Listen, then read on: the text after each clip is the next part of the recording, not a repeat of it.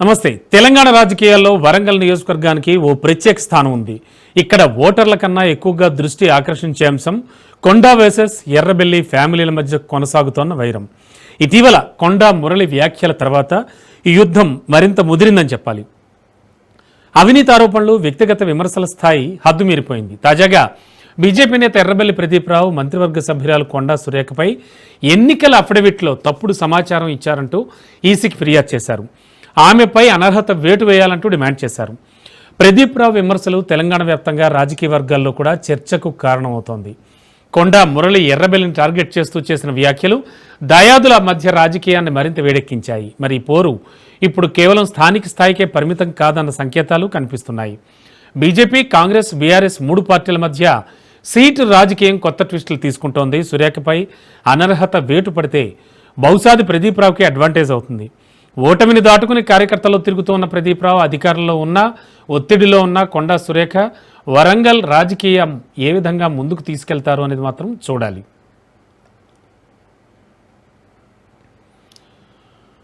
మంత్రి, కాంగ్రెస్ ఎమ్మెల్యే కొండా సురేఖ భర్త కొండా మురళి జూన్ 30వ తేదీన వరంగల్లో జరిగినటువంటి ఆర్య వైశ్యుల సమావేశంలో మాట్లాడుతూ ఎన్నికల అఫిడవిట్లో కొండా సురేఖ కేవలం 14 ఎకరాల భూమి మాత్రమే ఉందని, తప్పుడు పత్రాలు సమర్పించారని ఆరోపించారు. బీజేపీ నేత ఎర్రబెల్లి ప్రదీప్రావు నేడేమో తనకు 500 ఎకరాల భూమి ఉందని, ఎన్నికల్లో 70 కోట్లు ఖర్చు పెట్టామన్న వ్యాఖ్యలు దేశవ్యాప్తంగా కలకలం రేపాయి.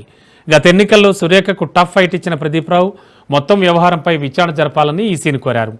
కొండా దంపతులు ఎన్నికల నియమావళిని ఉల్లంఘించారని ఆరోపించారు.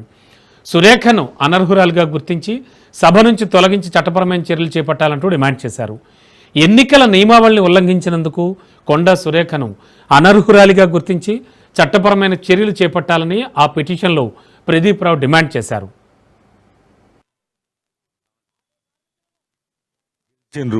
మంత్రి అయినా ప్రజల మీద వాళ్ళకు ఎంత గౌరవం ఉన్నదన్నట్టు 70 కోట్లు ఖర్చు పెట్టినా అని ఎవరైనా చెప్పిండు అంటే అది తప్పే కదా, ప్రజలను కూడా అవమానించినట్టే కదా. దీని మీద సుమోటోగా కేసు తీసుకొని కోర్టులు కూడా కేసు పెట్టాలి. ఎలక్షన్ కమిషన్ కూడా సుమోటోగా తీసుకొని దాని మీద చర్య తీసుకొని ఇట్లాంటి వాళ్ళను బుద్ధి చెప్పకపోతే ప్రజలను కూడా అవమానించినట్టే. 70 కోట్లు అంటే ఆయన 16 ఎకరాలు అమ్మినా అంటాడు. 16 ఎకరాలు అమ్మితే 70 కోట్లు వస్తాయా? అవి వచ్చింది నిజమే అంటే మరి ట్యాక్స్ అన్న కట్టిండా? ఇవన్నీ ప్రభుత్వం ఎక్కడ నిద్రపోతుందా? మరి మంత్రి అయితే ఇవన్నీ మాఫ్ అవుతాయా?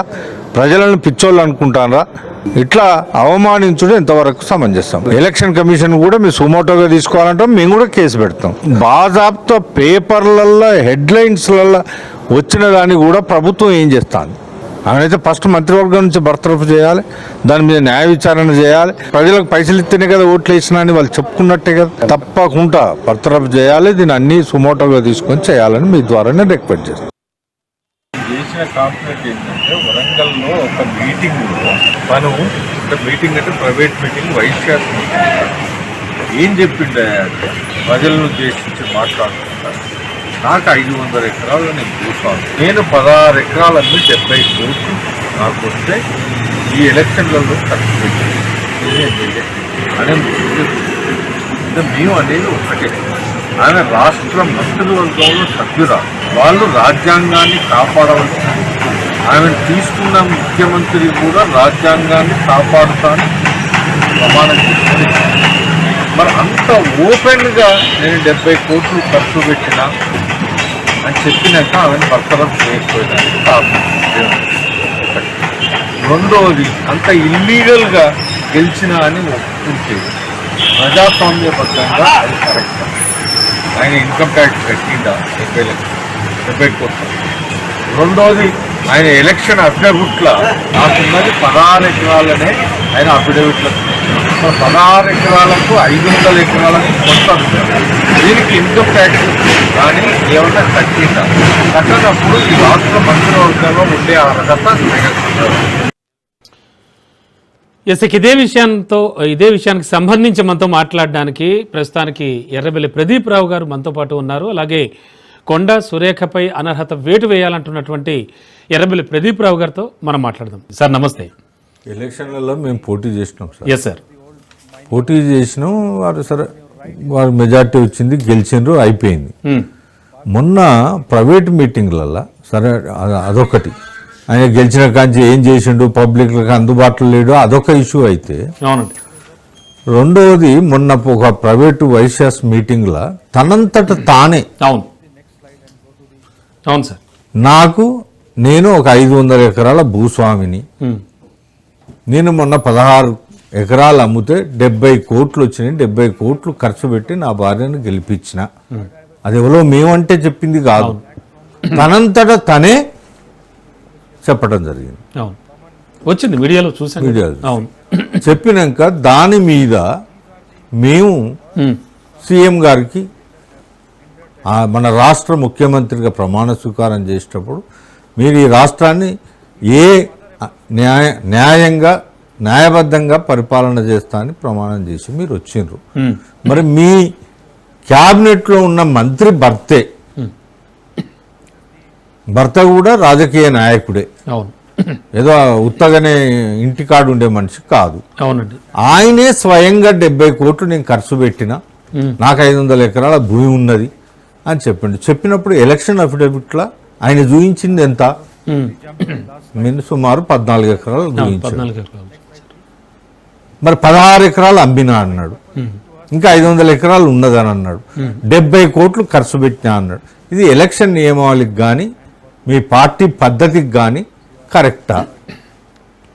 కరెక్ట్ కానప్పుడు మీ మంత్రివర్గంలో ఇట్లాంటి సమస్య ఉంటే మీరు ఎందుకు బర్తరఫ్ చేయరు అని మేము ముఖ్యమంత్రి గారిని ప్రశ్నిస్తూ ఎలక్షన్ కమిషన్కి ఒకటి లెటర్ ఇవ్వడం జరిగింది. ఎలక్షన్ కమిషన్ వాళ్ళు ఎంక్వైరీ చేస్తారు, ఏదో చేస్తారు, అది ప్రాసెస్ జరుగుతూ ఉంటుంది. కానీ మీరైతే ఇమీడియట్లీ ఆమెను బర్తరఫ్ చేయాలి అని మేము రిక్వెస్ట్ చేయటం జరిగింది. నేను తెలంగాణ పౌరునిగా, బీజేపీ క్యాండిడేట్గా అక్కడ పోటీ చేసిన వ్యక్తిగా, భారతీయ జనతా పార్టీ నుంచి నేను సెకండ్ ప్లేస్లో ఉన్న వ్యక్తిగా నేను ప్రతిపక్షంగా డిమాండ్ చేయటం జరిగింది. అది తప్ప కాదు. తదనంతరం ఆయన ఏం మాట్లాడిండు, మళ్ళొక మీట్ల ఎర్ర బల్లులు, వాళ్ళ కుటుంబంలో ఆడోళ్ళు, ఇట్లా వ్యక్తిగతంగా విమర్శ చేసుడు అది కరెక్టా? నేను ఆయన మాట్లాడిన దాని మీద కమిషన్కి ఇచ్చిన, నేను వాళ్ళని ఒక మాట అనలే, నువ్వు డెవలప్ చేస్తాను లేవనలే, ఏమనలే, నువ్వు పబ్లిక్ అందుబాటులో లేవనలే, ఒకటే ఇష్యూలో మాట్లాడు. కానీ ఇంట్లున్న ఆడోళ్ళను అనుడు మాకు అది సమంజసమా? ఆయన భార్య ఒకసారి కొత్తవాడ వాళ్ళ బంధువుల అమ్మాయితో మాట్లాడింది, దేశం రాష్ట్రం అంతా క్యాసెట్ల రూపకంగా వచ్చింది, ఆయన మాట్లాడింది వచ్చింది. మేము ఎప్పుడన్నా వాళ్ళ కుటుంబం మీద ఇట్లా మాట్లాడినామని అన్నామా? అది వాళ్ళ కుటుంబ సమస్య అనుకున్నాం. వాళ్ళు అది మాట్లాడుకుంటారు, అది లేడీస్ని మనం బయటికి తీసుకురావద్దు. మేము పద్ధతిగా ఆయన ఏదైనా విమర్శ చేస్తే మళ్ళీ మేము విమర్శ చేసినాం తప్ప ఈ మహిళల అనుడు ఏమైనా పిచ్చి వేసిందా? పిచ్చోడు తప్ప ఎవడన్నా మంచోడు ఇట్లా మాట్లాడతాడా? మేము ఇప్పటికి కూడా ఆ పిచ్చి పిచ్చి మాటలు మాట్లాడకు, మాట్లాడితే ఖబర్దార్, నువ్వేదో మాట్లాడుతూ మేము చూసుకుంటూ ఉన్నది ఎలక్షన్ పర్సనల్, నువ్వు మమ్మల్ని ఏదన్నా ఉంటే నువ్వు ఎలక్షన్ అంటే రాజకీయంగా ఎదుర్కో, దానికి మేమేమో అనం. పిచ్చి పిచ్చి కూతలు కూర్చో ఎవడు పడతాడు సార్? దానికి ఇప్పటికైనా మేము ముఖ్యమంత్రి గారిని రిక్వెస్ట్ చేస్తాను, ఇది ప్రజాస్వామ్యం అని మీకు అనిపిస్తే ఉంచుకోండి, మీరంటే చెప్పండి అది కరెక్టే, మేము అట్టే చేస్తామంటే ఉంచుకోండి, అది కరెక్ట్ కాదు పద్ధతి కాదు అనుకుంటే బర్తరఫ్ చేయండి. ఎన్నికల కమిషన్ రెస్పాన్స్ ఎలా ఉంది అంటే మీరు ఇచ్చినటువంటి కంప్లైంట్కి సంబంధించి కానీ వాళ్ళ నుంచి వచ్చిన సమాధానం మీరు సాటిస్ఫై అయ్యారా? వాళ్ళు సాటిస్ఫై అయ్యింది అంటే ఏం చెప్పారు వాళ్ళు? ఏం చెప్పినట్టు ఇది మీరు ఇప్పుడు ఇచ్చిండ్రు, దీని మీద మేము కూడా ఎంక్వైరీ చేయాలి, చేసినాక తదనంతరం వాళ్ళకి నోటీసులు ఇస్తాం, అదొక కొంత ప్రాసెస్ జరుగుతూ ఉంటుంది అని వాళ్ళు చెప్పారు. దాని మీద మాకేం అభ్యంతరం లేదు,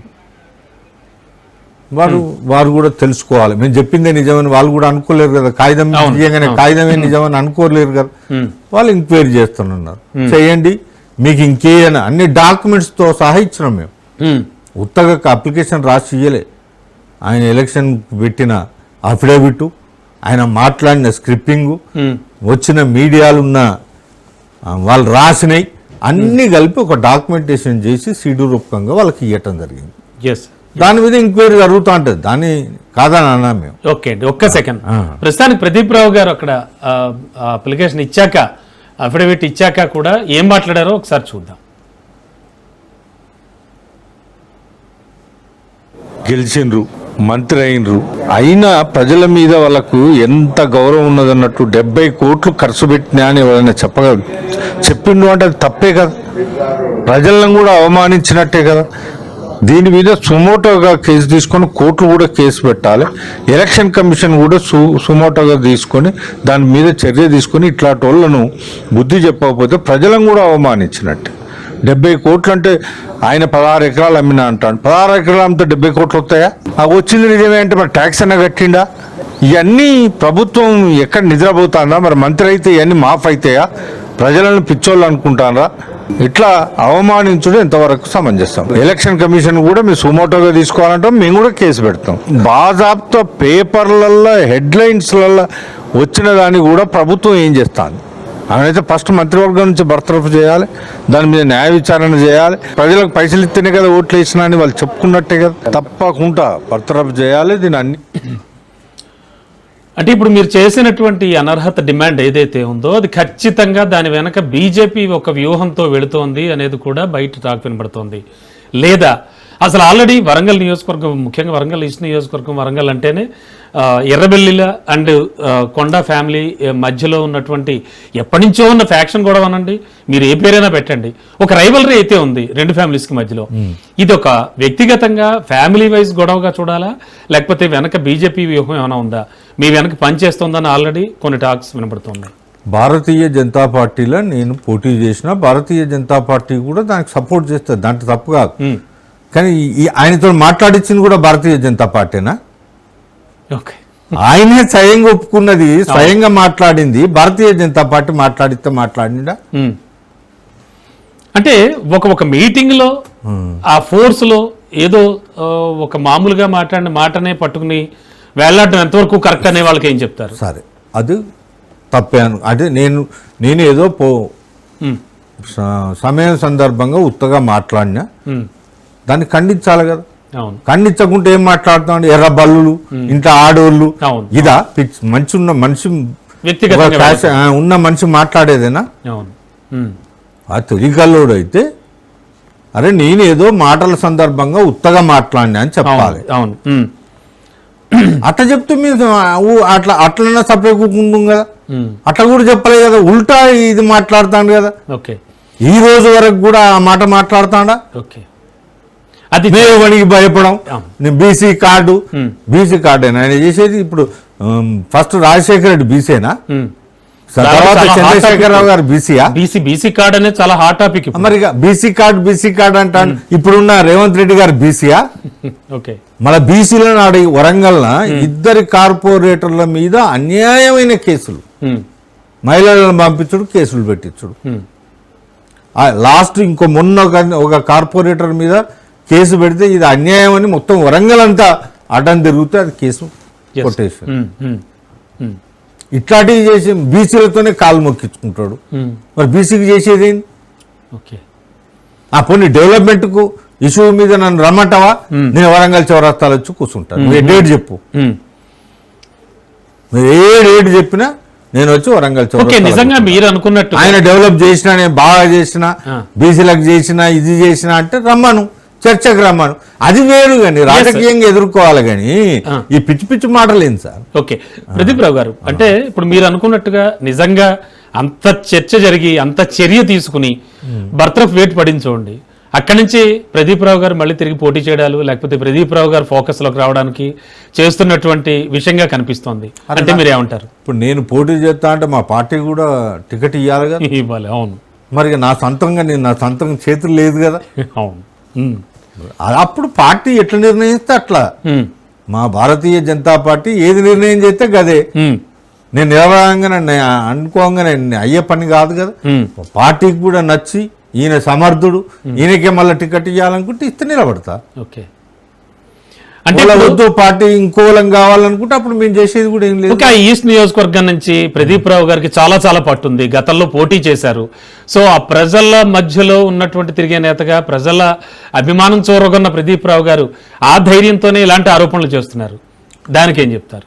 నేను ఇప్పటి వరకు కూడా అక్కడ వరంగల్ ఉన్న ప్రజలకు నా సొంత డబ్బుల నేను రూపాయి సంపాదిస్తే పావులో ఖర్చు పెడుతున్నాను. నాకేం ప్రభుత్వం నుంచి వచ్చిన పైసలు కాదు. నేను సొంత కష్టంతో సంపాదించిన నేను రూపాయి సంపాదిస్తే ఇప్పటికి కూడా పావుల ప్రజలకు ఖర్చు పెట్టుకుంటా. గత 20 సంవత్సరాల కాంచి నేను గెలిచినా ఓడినా అని అనకుంటా, నన్ను ఓడగొట్టినా గెలిచినా అని ప్రజల మధ్యనే ఉంటాను. ప్రజలకు ఉంటే గెలిపిస్తారు, లేదు అనుకుంటే తప్పుడే కూకుంటారు. దానికి నేనేమనలేదు. మన ఓడగొట్టినంత మాత్రం డిఫరెంట్ ఉంటుంది. అంటే ప్రజల తీర్పును బట్టి ఉంటుంది. ఒక్కోసారి పార్టీలు కలిసి రావు. అవునండి, అవును అవును సార్. అట్లా ఓసారి మేము ప్రజారాజ్యం నుంచి పోటీ చేసినాం, అప్పుడు తెలంగాణలో అనుకూలం లేదు. మొన్న భారతీయ జనతా పార్టీ నుంచి చేసినాం. ముస్లిమ్స్ ఎస్సీలు మా దగ్గర ఎక్కువ ఉండే. ఎస్సీలు అంటే క్రిస్టియన్స్.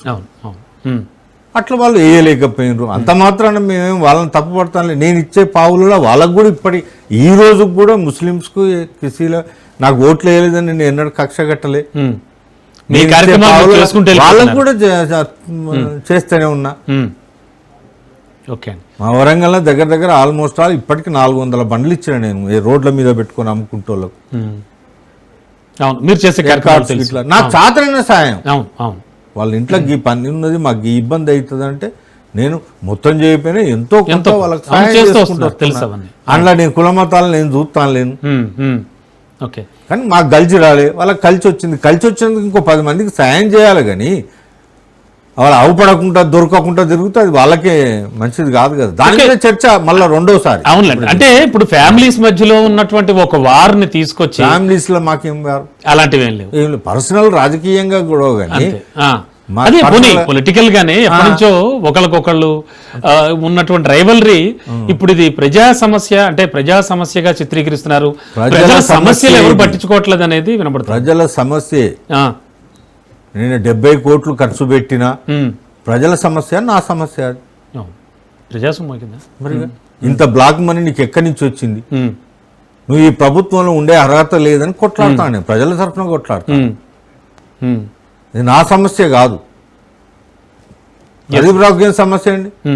ఆయన 70 కోట్లు పెట్టుకుంటే 100 కోట్లు నువ్వు ట్యాక్స్ కట్టి బరాబర్ లెక్క ప్రకారం పెట్టుకుంటే చూపించు, గొడవే ఉండదు. నేను ఎందుకు వద్దంట. ఓకే. అండ్ ముఖ్యంగా చూస్తే కనుక ఇప్పుడు మీరు చెప్పినటువంటి ఇష్యూలో, మీరు వెళ్ళి ఆ అఫిడవిట్ ఇచ్చినటువంటి ఇష్యూలో ఓవరాల్గా అంటే 3 పార్టీలు, ప్రధాన పార్టీలు, మీకు తెలియదు కాదు. సో ఈ 3 పార్టీల్లో ఎవరికి మేలు అంటే ఎవరికి ప్లస్ ఎవరికి మైనస్, లేదా పెట్టపోరు పెళ్లి తీర్చిందని సామెత, అలా ఏమైనా మధ్యలో వేరే పార్టీ ఏమైనా వచ్చి అంటే ఈ 3 పార్టీల్లోనే మీకు తెలియదు కాదు ఏమైనా జరగబోతుందా? ఏమైనా ప్రజలల్లా రేపు ఓళ్ళ అదేదన్నా అయ్యి ప్రజలు ఏ తీర్పిస్తే ఆ తీర్పే, మేమేం కాదంటాం కదా. ప్రదీప్ రావే కంపల్సరీ గెలుతాడు, భారతీయ జనతా పార్టీ గెలుతుందని నేను అంటానులే. ఒకవేళ ప్రజలు ఆదరించి మమ్మల్ని గెలిపిస్తే గెలిచి ఉంటాం, లేకపోయినా ఇదే కంటిన్యూషన్ ఉంటుంది. కానీ తప్పు చేసిన తప్పు అయితే అనాలన్నా అవుతా? నేను అదే మాట్లాడతాను తప్ప వేరే ఇష్యూ మాట్లాడతాను లేను. రేపు ప్రజలు ఏ తీర్పిస్తే ఆ తీర్పే. ఓకే, దానికి ఏం నేను ప్రజలను తప్పు పడతాను. ఎన్నికల కమిషన్ ఇవన్నీ పక్కన పెట్టండి, మీరు ఇచ్చినటువంటి కంప్లైంట్ కానీ ఇవన్నీ పక్కన పెట్టండి.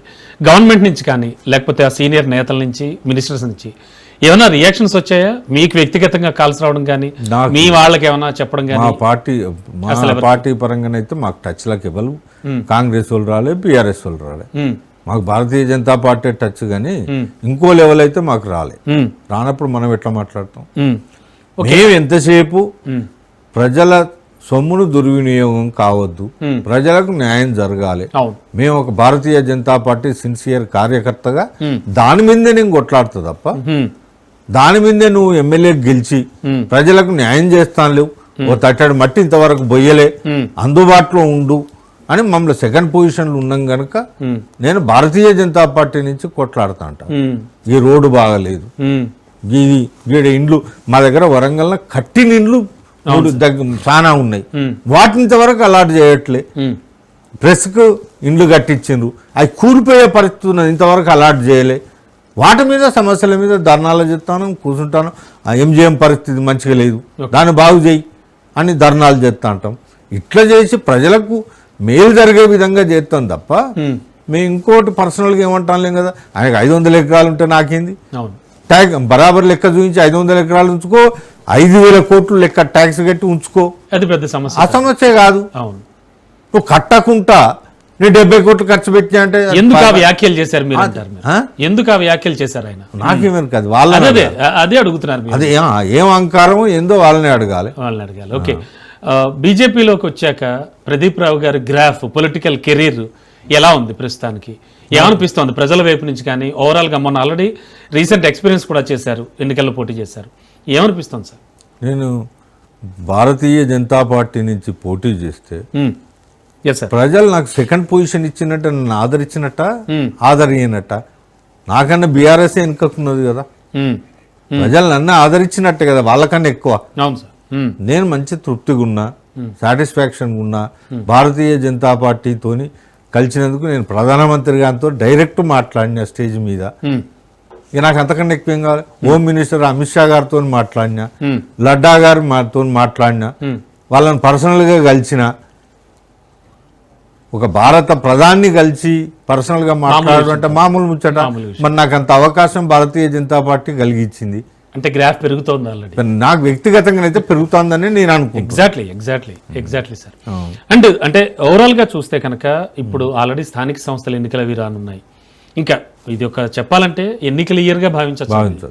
సో మరి ఈ నేపథ్యంలో స్థానిక సంస్థల ఎన్నికలకు సంబంధించి గ్రామ స్థాయిలో పట్టు సాధించడానికి కానీ, మరింత బీజేపీని బలోపేతం చేయడానికి కానీ మాత్రమే ప్రదీప్ రావు గారు ఇలాంటి వ్యాఖ్యలు చేసి ఇలాంటి ఇష్యూస్ అన్ని పైకి తీసుకొస్తున్నారు.